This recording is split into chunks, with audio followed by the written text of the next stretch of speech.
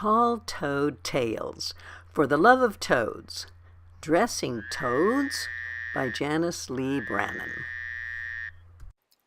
While living in Thailand, I learned from my children what funny, endearing little creatures toads are, and I have truly cherished them ever since. And in my love and concern for these comical little creatures, I made them principal characters in stories we can all relate to, and in the process, I'm hoping others will come to appreciate them as well. A quick trip back to childhood might remind you of the importance of toads, even for little girls. Just a kiss can turn a toad into a handsome prince. On the other hand, a boy, well, he'll be more inclined to pocket a toad just for the fun of startling his mother. Bottom line, though, toads have been around a long time, and they'll continue to be, but only if we're careful. There's a very important reason to value them. Like the canary in the mine, they serve as an early warning system. As a low link on the food chain, a lack of toads should start alarm bells sounding. A house, as we all know, is only as strong as its foundations. Tall Toad Tales is a series of stories that take place in scenes familiar to all of us, using toads as the main characters. To give you a sense of how the process unfolds, let's set the scene, introduce you to some toads, and show you how they morph into wee personalities you can relate to. Lindy Barth, a resident at a continued care retirement community, and her dog Higgins see toads after dark on their evening walks. She knew I would be pleased to know they're out there, and I was, as we all should be. It means that there the gardens are not only beautiful, but healthy.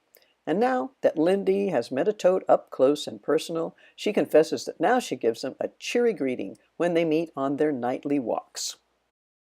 One night I joined Lindy, bringing along a small toad cage, and we caught ourselves a toad. I'd prepared a special venue to demonstrate the actual dressing process, so the next day we recorded the following. Patterns are followed for cutting out garments. Starting with a pair of pants, the pattern is pinned to the fabric and the pants cut out. They're pretty much one size fits all and cut down as needed for smaller sized toads. As much advanced preparation is done as possible. These pants, already cut out and pinned back to front, are sewed at the crotch to make them ready to put on a toad. All parts of the garment are now prepared and ready.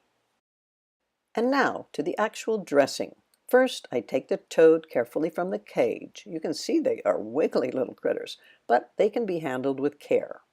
Our focus today is on Hawaii. And please be aware that when I dress toads up for photos, I treat them gently and with respect.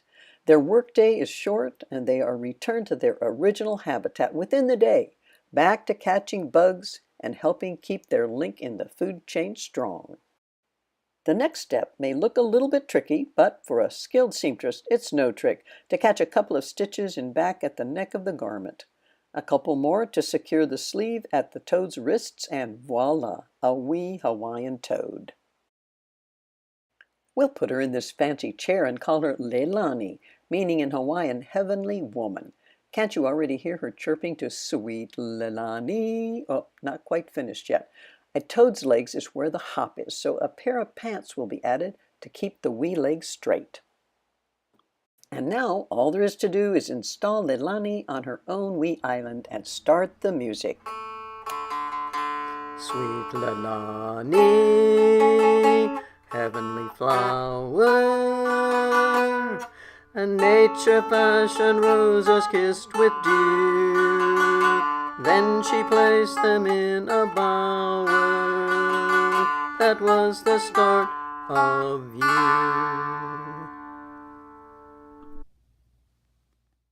Lindy Barth comes by to visit Leilani. They have a lot to talk about because Lindy has just come back from a month on the island of Maui.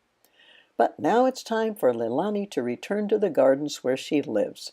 She's totally retired now and on full pension. But our Hawaiian sojourn needs a boy toad as well, so here we have Kaikilani, or Heaven's Child. He is probably off to fish in his outrigger canoe, which for luck he has named Kaimana, which means power of the sea. While he does his Hawaiian boy thing, and as we return him to the gardens, we will bid him farewell with a favorite Hawaiian song. Aloha, oi, aloha, oi, ike ona ona noho, ikalipo.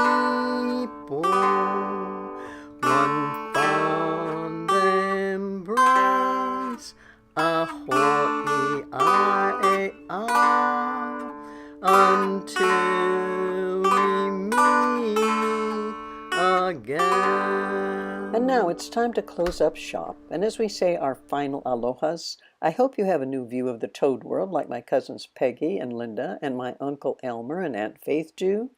And when you're out walking in some gardens and happen upon a toad or two, remember that their role here on planet Earth is special. Treat them kindly, tell them hello, and wish them well.